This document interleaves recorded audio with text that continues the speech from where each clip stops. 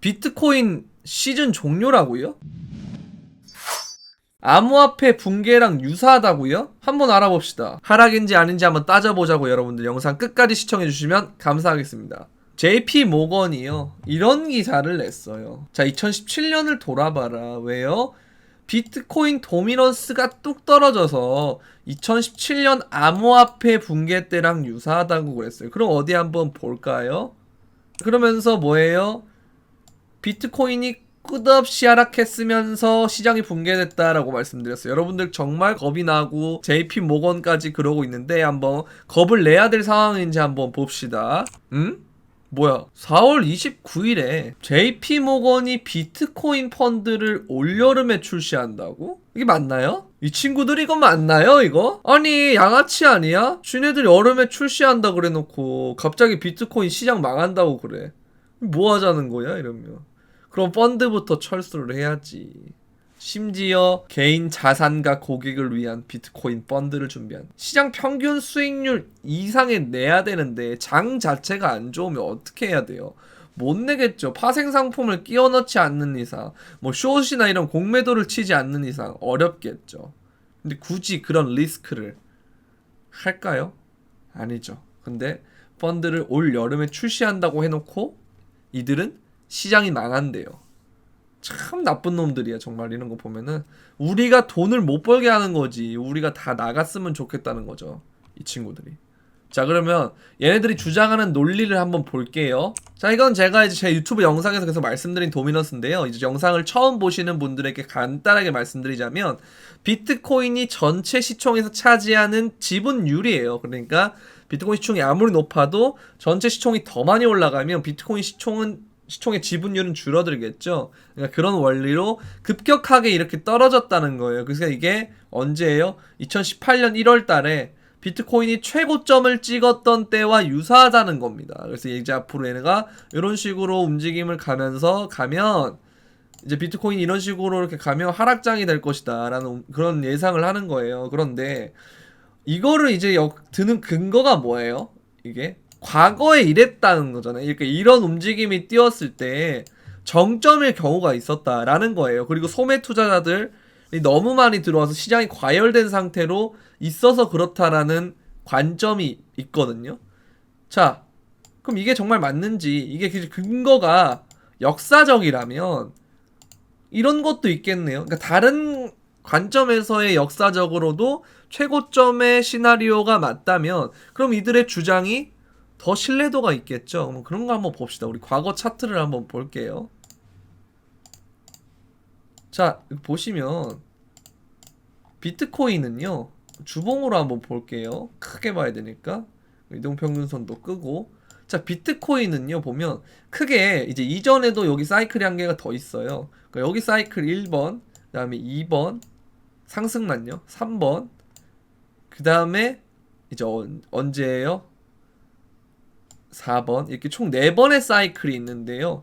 여기에 고점이 언제죠? 12월이죠. 여기에 고점이 언제죠? 12월이죠. 자, 이게 점점 늘어나죠, 주기가. 자, 그럼 이거 다시 여기서 줄어드는 주기일 수도 있잖아요. 뭐 그럴 수 있겠죠. 근데 이게 상식적으로 이렇게 늘어나는 구간이란 말이에요, 이게. 자, 그럼 여기도 늘어나지 않을까라는 생각을 하시는 게 사실 일반적인 생각이지 않을까요? 그쵸? 그러면 최소한 이거보다 늘어나려면 연말 정도까지는 가야 된다는 거거든요. 왜냐면 이 기간을 빼면 비트코인은 반감기가 일어나고요. 그 다음에 다음 연도의 연말, 이때 항상 비트코인 고점이었어요. 보여드릴게요. 자, 비트코인 반감기의 이해인데요. 첫 번째 반감기가 2012년에 일어났고요. 두 번째 반감기가 2016년에 일어났고요. 세 번째 반감기가 2020년에 일어났습니다. 자, 보세요. 2012년, 자, 고점 2013년 11월이죠 이거. 잠깐만요, 봅시다. 지금 아마 11월일 건데. 그렇지, 11월 25일에 고점이었어요. 자, 그 다음에 16년에 반감기였죠.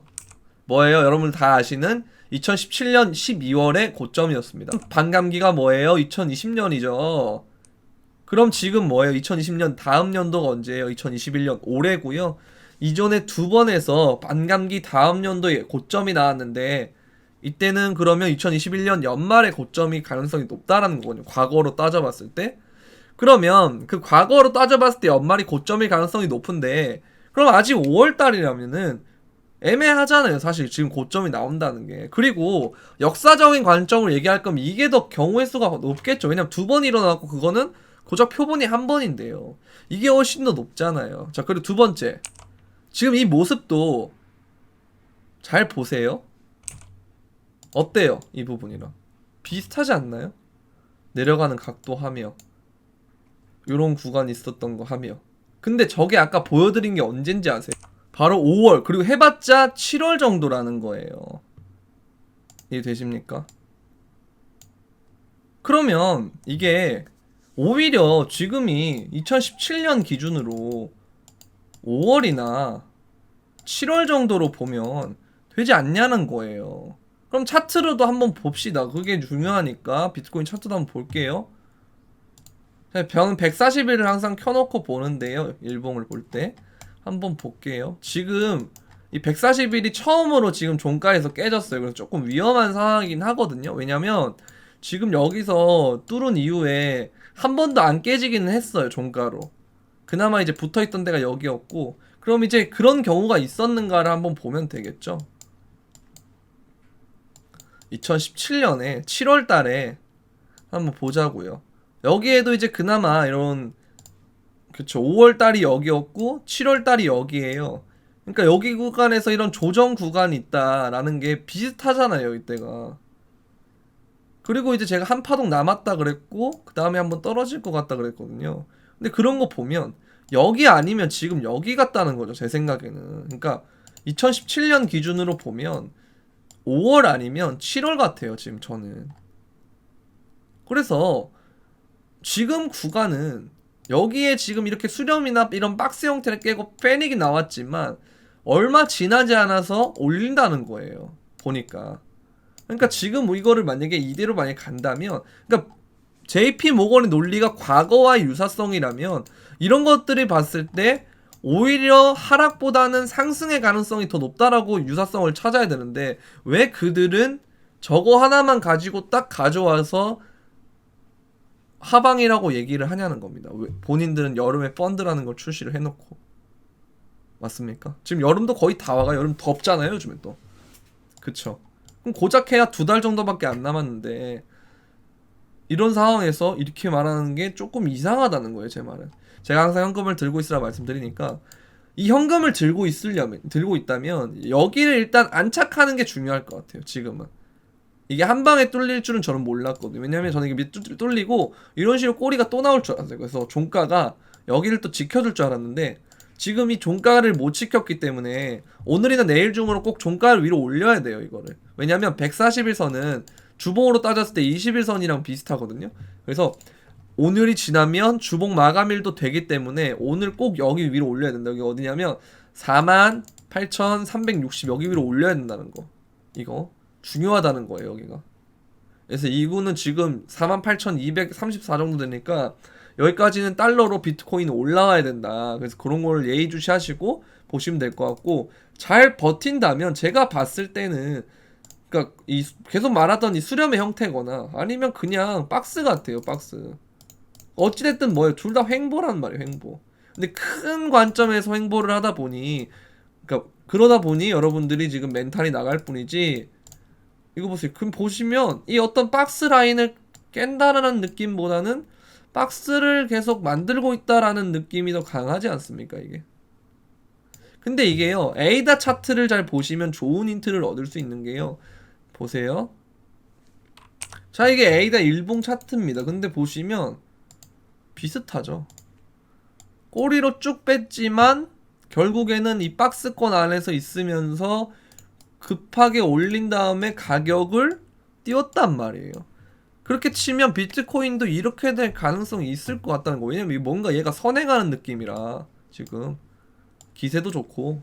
제가 이제 어제 영상에서 말씀드린 코인이요, 뭐예요? 에이다, 그 다음에 뭐 리플, 그 다음에 뭐 헤데라, 그 다음에 뭐 치아, 그 다음에 뭐 길게 좀 더 크게 범주를 보면 스텔라도 있었는데 거의 치아 빼고 지금 다 분위기가 좋아요. 스텔라르멘도 좋았고 에이다 좋았고 리플 좋고 그 다음에 헤데라도 오르고 있고요. 뭐 이런 식으로 괜찮단 말이에요. 그래서 여러분들이 조금 그 현금 비중은 확보를 하되 막 너무 막 현금을 막 100% 해가지고 빤스런을 한다기보다 왜냐면 다 하락을 보고 있거든요. 전부 다.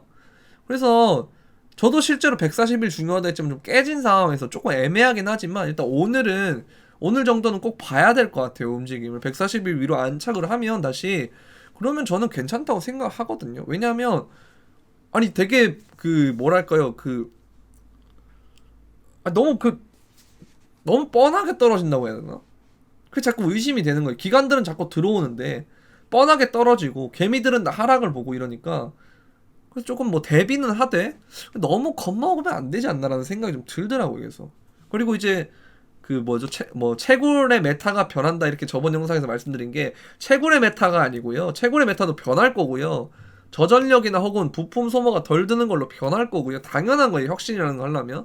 그리고 전체적인 거는 일론 머스크가 말한 그 저전력이나 이런 에너지 소모가 적게 드는 거는 꼭 POW 방식이 아니더라도 다른 채굴 방식이 아니더라도 뭐 포스라든가 그러니까 에이다가 막 들어오는 거예요. 그리고 리플도 그래서 해당이 되는 거예요. 어쨌든 전력 소모 자체가 이코노믹 생태계를 구성하는 것 자체에서 전력 소모가 적게 드는 놈들 위주로 올리는 무빙과 메타가 나올 것 같다라는 거예요. 제가 봤을 때 그래서 지금 보면 스텔라 룸에 심상치 않고 헤데라 심상치 않고 에이다 심상치 않고 리플 심상치 않다는 거예요. 제가 보니까. 그래서 그런 식으로 계속 보시면 될 것 같아요. 그래서 단기적으로는 요놈들이 조금 갈 확률이 좀 있지 않을까라고 생각을 하고 왜냐 반사 이익을 받아서. 그런데 그리고 이제 두 번째는 뭐냐면 결국 비트코인 도미넌스는 오를 것이다. 근데 비트코인 떨어지면서 오르는 게 아니고요. 비트코인이 독주하면서 오를 수도 있단 말이에요. 그래서 그런 거에 대한 대비는 항상 해주셔라. 만약에 이게 정말 3월달, 7월달이나 그렇게 된다면 그리고 이렇게 만약에 된다면요. 얘가 이렇게 반등을 줬다가 여기 보세요. 반등 올리죠? 반등 올리잖아요. 여기. 반등 올리고 갭으로 팍 떨구던지 아니면 팍 떨어지는 그런 게 있겠죠. 그럼 이러면 이제 거의 연말이란 소리야. 11월, 12월 이렇게 된다는 거죠. 그럼 이때 되면 정말 위험하다고 할 수 있는 거예요. 왜? 역사적으로 그랬으니까. 근데 지금은 굉장히 뭔가 이 단순한 하나의 예를 가지고 너무 확대 해석을 한다라는 그런 생각이 좀 들기는 해요. 그리고 보세요. 이게 또 펀딩피 비율인데요. 선물하는 사람들에 대해서 펀비라는 걸 냅니다. 이 사람들은 어느 한쪽으로 포지션이 치우치는 걸 막기 위해서 그 펀비라는 걸 내는데요. 이거 보시면 음수의 펀비일 때마다 한번 볼게요. 비트코인이 어떻게 됐는지. 이게 음수예요. 롱이 오히려 펀비를 받는다는 거죠. 너무 숏을 많이 치니까 사람들이. 이때 보시면 저점. 그리고 이때 보시면 어때요? 저점. 맞나요? 저점. 그 다음에 요때 보시면 또 저점. 요때 보시면 여기 어떻게 돼요? 또 저점. 또 어떻게 돼요? 이렇게 또 보시면 이렇게 된다는 거죠. 이해되십니까, 여러분들? 그러니까 이런 쪽으로 보면 그 지표나 이런 것들은 굉장히 좋은 개념이 많아요. 근데 너무 조금 하락만 보면서 억지로 지표를 끼워 맞추는 듯한 느낌이 좀 있어요. 테더는 또 실제로 발행이 돼서 입금이 됐고요. 기관들은 들어오고요. 개미들은 하락을 보고요. 대부분의 트레이더들도 하락을 보고요.